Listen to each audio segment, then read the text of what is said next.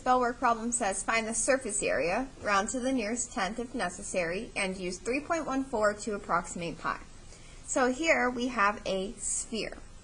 It's kind of hard to find the surface area of a sphere because it has those rounded parts. So we have to use a formula. Our formula here is that the surface area of a sphere, so SA represents surface area, is equal to 4 pi r squared. And in that formula, r stands for the radius. R represents the radius. So if we look at our figure here, we know that 0.66 millimeters, that is our diameter. That's the distance all the way across the circle.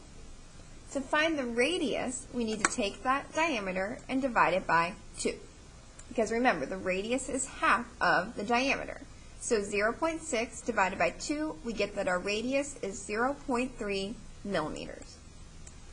Now that we have our radius, all we need to do is take that value for r and substitute it into the formula. So our surface area, SA, is equal to 4 times 3.14, because that's how we approximate pi, times 0.3, which is the radius, squared. So you need to find the radius and then substitute it into the formula. After you have it substituted into the formula, you need to take the right-hand side of this equation, so the part that I have highlighted in blue, 4 times 3.14 times 0.3 squared, and you just need to put that in your calculator or put that in Desmos. So here we will put it in Desmos. 4 times 3.14, times our radius, which is 0.3 squared. And then we get that the surface area is equal to 1.1304 millimeters squared. But the problem tells us we need to take this and round to the nearest tenth.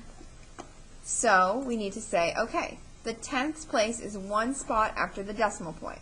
So let's look at the hundredths place. It's a 3. It's not going to round the 1 up to a 2. It's going to stay as a 1. So our surface area is equal to 1.1 millimeters squared.